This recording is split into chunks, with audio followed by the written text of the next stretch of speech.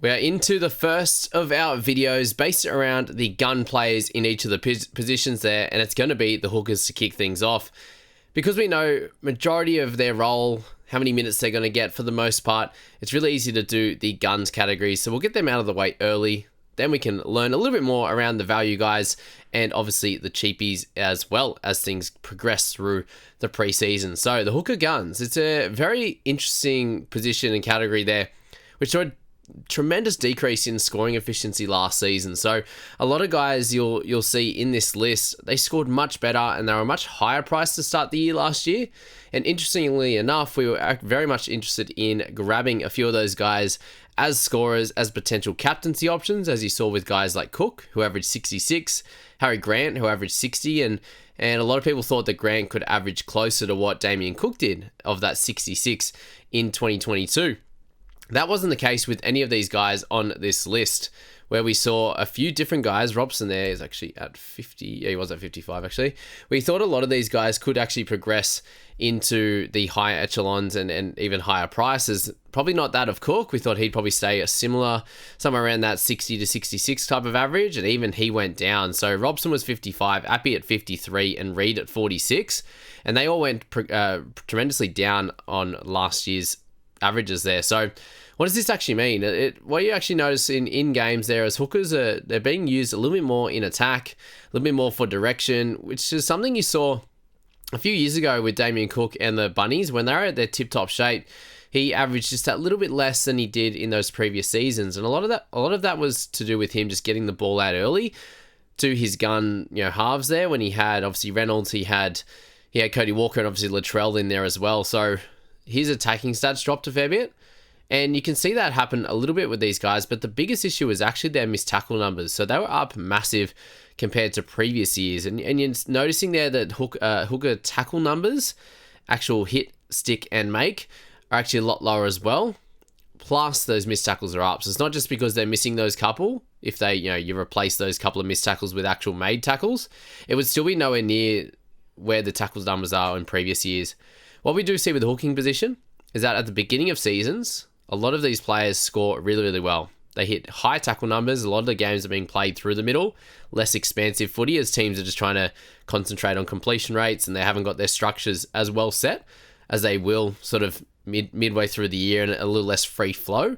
And that's where these hookers, these middles, even these edge guys happen to score really, really well across that first part of the season. They're also not as tired and they're not carrying as many niggles as they do throughout the mid part of the season and into the later part of the season. So this is where these guys tend to stick a lot more. So the hooking position for the beginning sort of 5 or 6 rounds, I think could be really good. And it could be one of those positions where you start with a couple just as a bit of a strategy to score well at the start, knowing how things play out.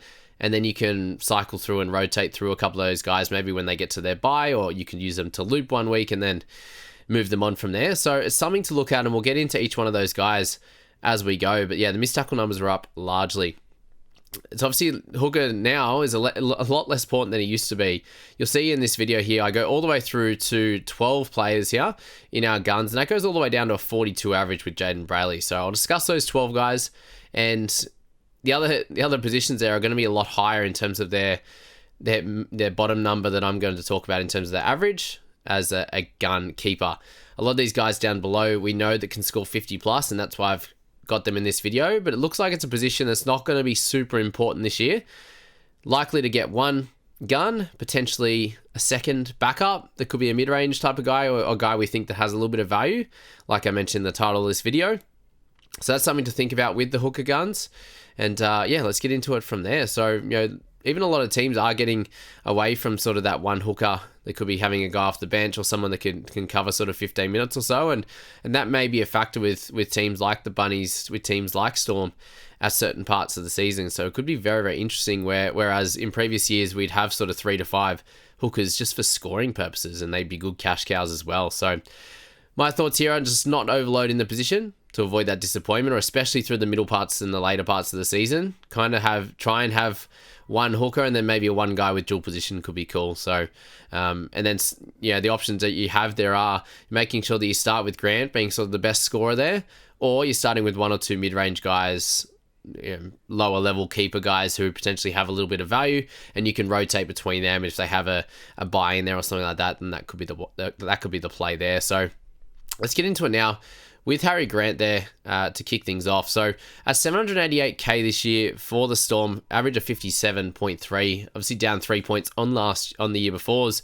He's the best scorer in the position as a big pro there. He scores in 70 ways, so really he should be averaging around that 60 mark. He did fall away in the middle part of the season later, which we'll show in here, and then got some rest at certain times. So Grant could be a guy that you use at the beginning of the season, all the way through to Origin, and then you can look to move him around from there.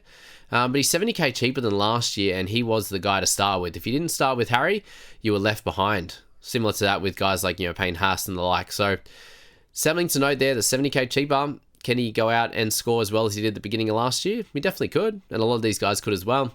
Cons for him, obviously playing Origin, there's potential for minutes loss. The missed tackles are fairly high, and then the early bye if we don't have a backup hooker. That could be the issue. So we jump over to footystatistics.com there and check things out. So they have a buy in round 4, which is frustrating, but then the buy in round 13 and 19. So realistically, if you're happy to use him as a looper, if you have sort of just the one Storm player, potentially him and Pappy as 2, then you could use those guys as a loop in round 4, but you do have to have a plan to get a backup hooker in, or you're starting with one from the beginning. So either option there works out well.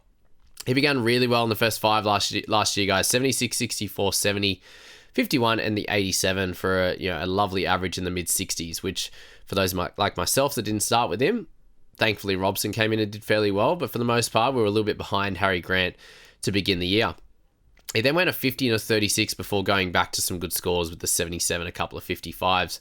In and around Origin there was a little bit low, 43 and 39. You see that there's games there where he hits in the 40s, but for the most part, still pretty good after that. So overall, a 57 average. So you're looking at Grant there as a guy that you can plug and play. He very rarely gets injured, which is good news. You saw that he played the first 8 games of the year and averaged really well in the 60s as well. So he did fall away from there. As I said, you could use him all the way up until the Origin period, whereas that position there, it seems to be when he starts to lose a couple of random different minutes here. You saw right at the end of the year, he had some lower minute games coming into the final series. So again, if they're very close to the top 4, that could be a time that they use him for a few less minutes. But for the most part, they're going to want him on the park for 80 minutes as much as possible. Try and get him little rests at certain points of games throughout, like they did here in round 6, they did here in round 10 as well, and then a lot more regularly throughout the later part of the season. So it could be a guy that you start with and move on as you get to the middle. That's Harry Grant, guys. Each and every year he comes out and starts pretty hot there. 2022, came in round 2, got a 61, round 4, the 47, but then 68, 77, 62, 59, and 91 in his first 6 games. So seems to be the way with him.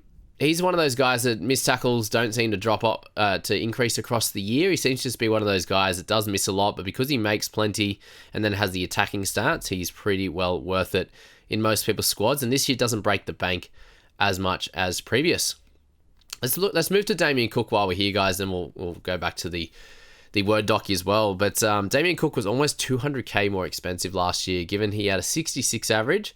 This one here was a 56 in 2023. So we'll extrapolate that one out there. And you see here, even to start last year, was pretty solid for the most part. So Bunnies had a solid start, obviously, and then really kicked on through that sort of earlier part of the season where they happened to win a lot of matches there. So you can see those ones that they were doing well in. He had some low ones through that middle, but started really well, and so did majority of those guys, with those missed tackles being low for him there as well.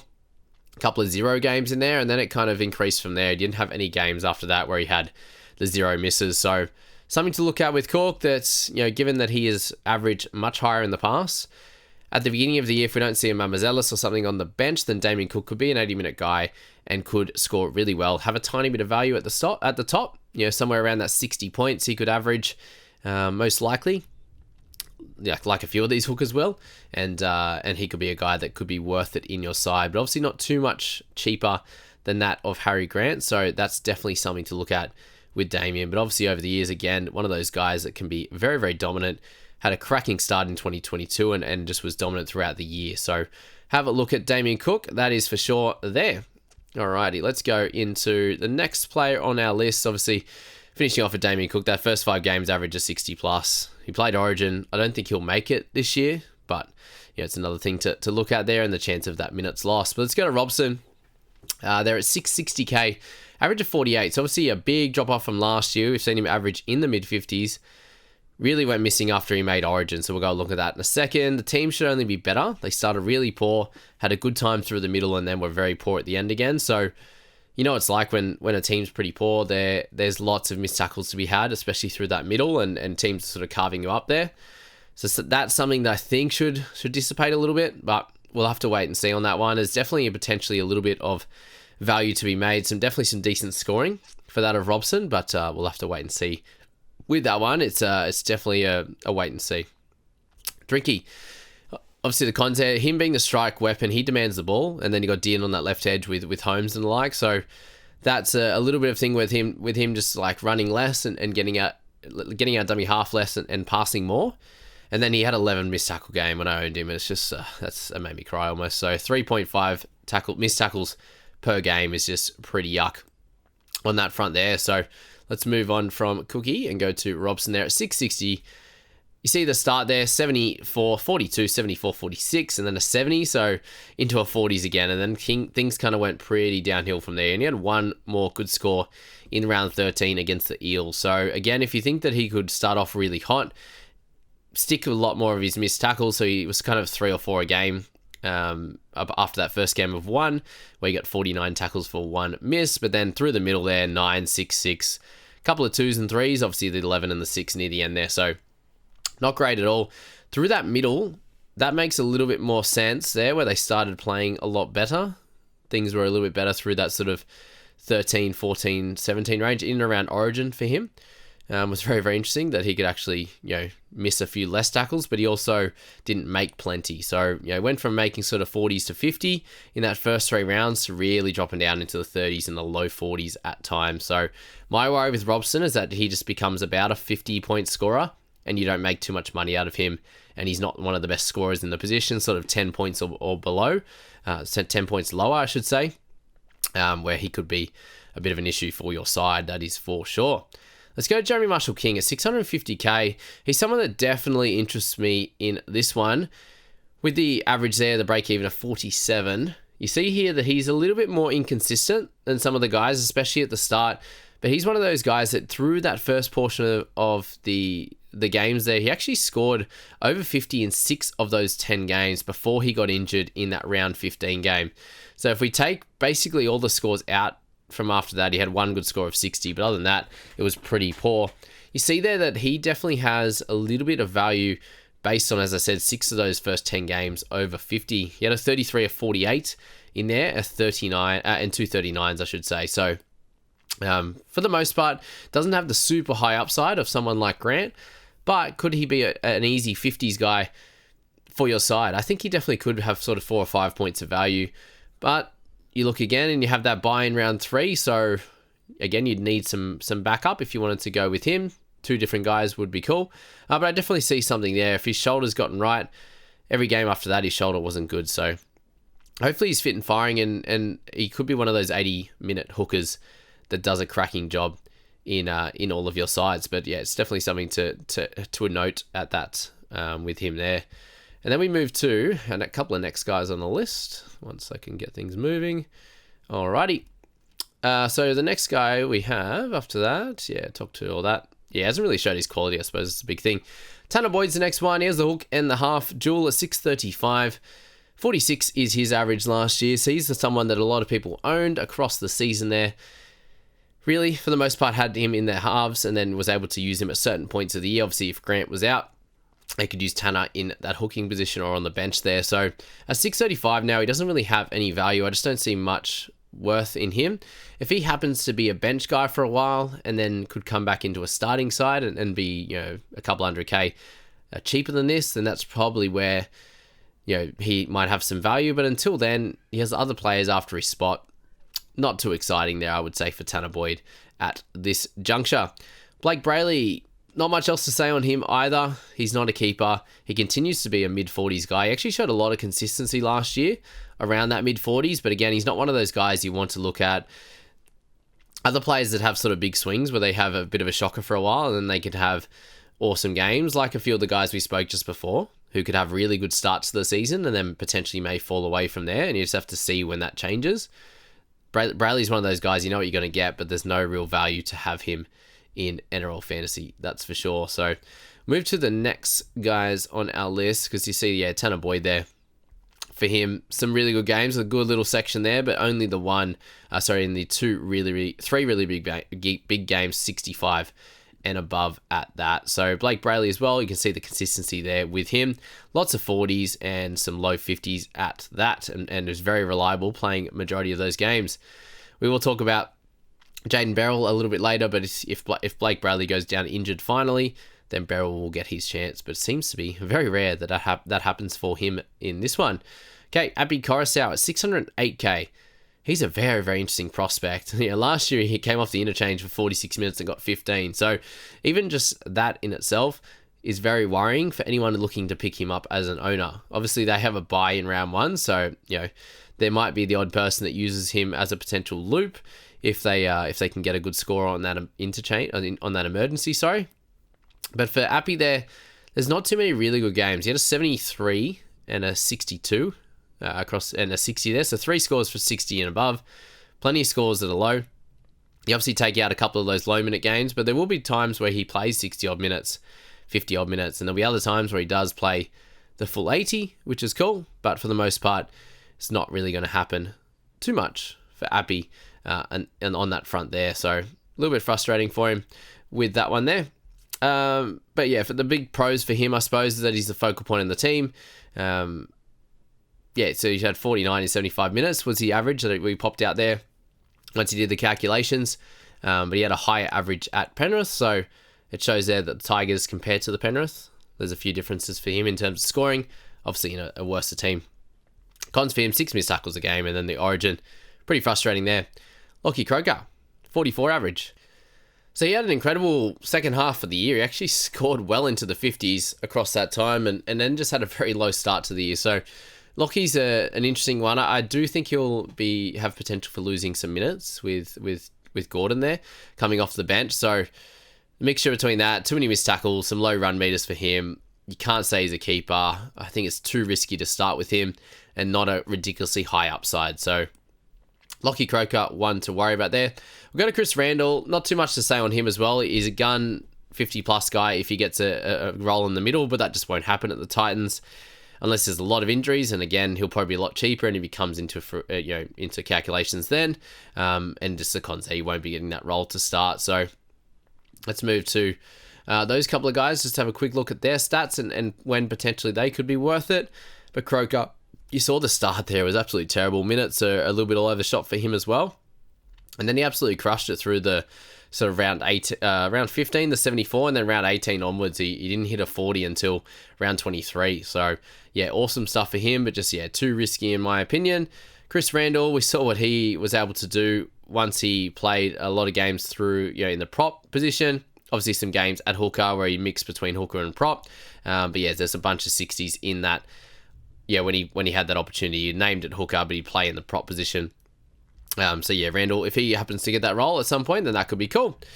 Wade Egan at 587. So, yeah, he's an interesting fellow, isn't he? Because he happens to score really well at times. You see here, he scored 4 tries in the opening 4 games.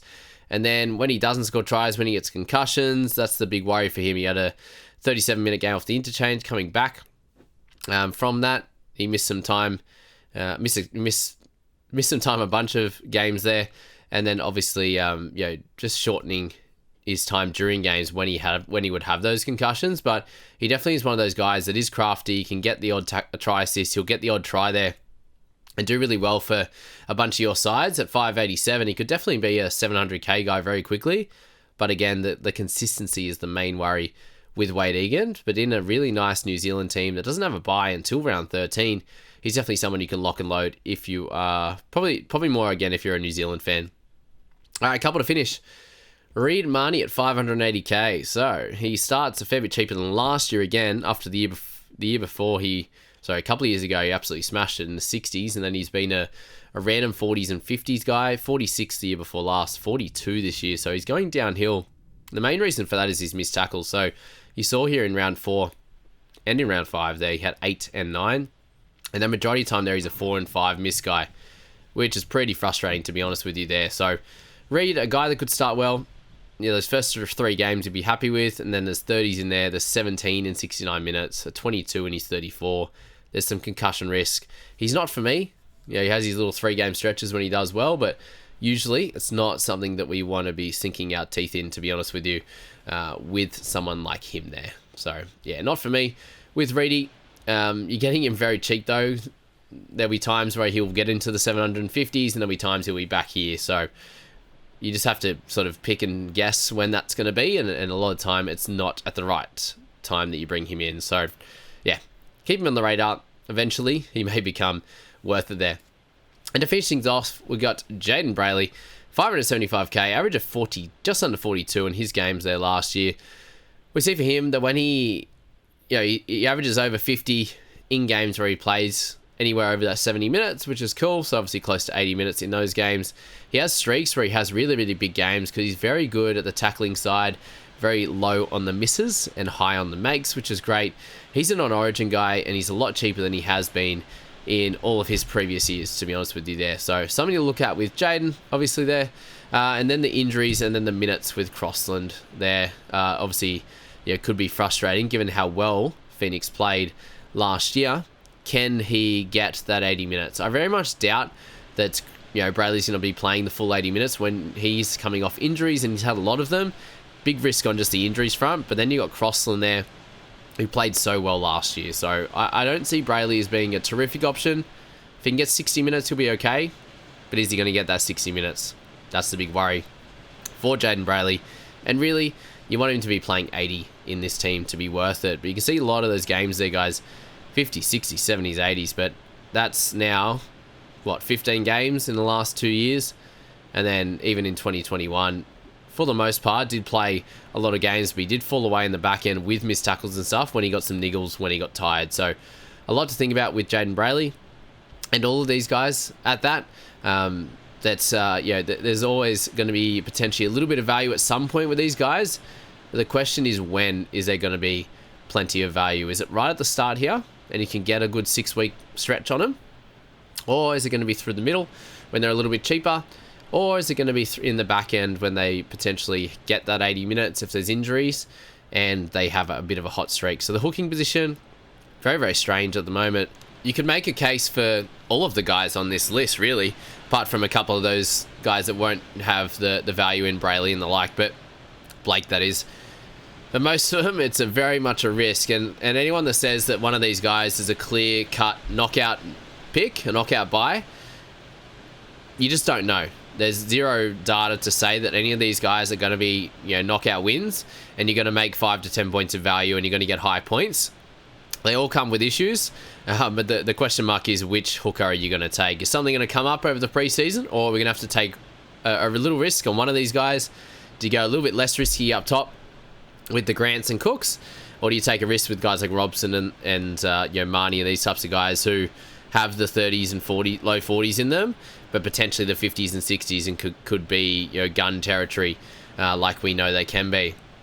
So our best options there, number 1 is going to be Harry Grant for points, number 2 Cook for points, and then I just go straight to the value guys. So they're the best for points in my opinion. And then Robson, I think, has the highest upside out of all of these guys, and I'm going to have Robson and Marshall-King kind of tied together as 2 guys I think that can average around that 50 mark. But Robson could definitely average a 55 to 60 for a certain stretch of time, and Marshall-King I think is going to be a little bit more consistent around that 50 mark if he has some value there. And then you got B.Brailey. If he happens to get good minutes, I definitely see some value in him. Question mark of him is the minutes and obviously the injuries. And then Reed Mahoney, I think we can have a stretch of games where he could do really well, but there'll be other times where he stinks it up, he gets concussions, and there's lots of issues there. That's also the big thing to think about with the hookers, guys, is because most of them are shorter, you really never see a concussion from guys like Payne Haas, do you? You do see concussions, and a lot of people will say, oh, I've got really unlucky. Something to note there is that a lot of these shorter guys, they are more chance of getting hit up around the chops there around the face and actually get concussed, whereas those guys like Payne Haas, you don't really see it from guys like Carrigan.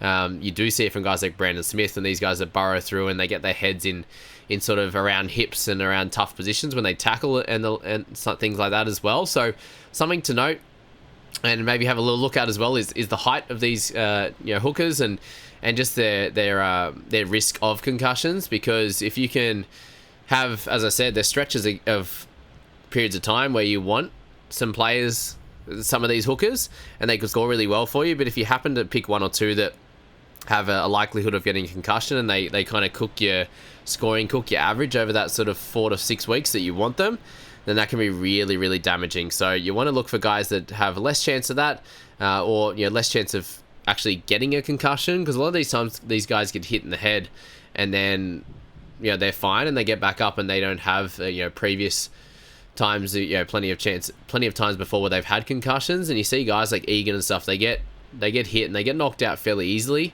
You've obviously seen what's happened with Kalen Ponga and these types of players there, so have a look at that as well. Most of these guys up top in Grant and Cook and Robson are fairly fine with that, which is good, but a lot of the guys in the mid-tier and hookers in general, it's just something to note there as well. So with the new rules around HIA and stuff like that, the bigger, taller boys are a little bit safer for the most part. So I'll leave you with that for the hooker guns to begin this preseason, which is going to be cool. I will go through all the gun positions first, and then we will move on to a lot of the team previews once we got a really clear picture of the top 30s, and we'll go from there, guys. Thanks for being here, and we'll see you in the next one.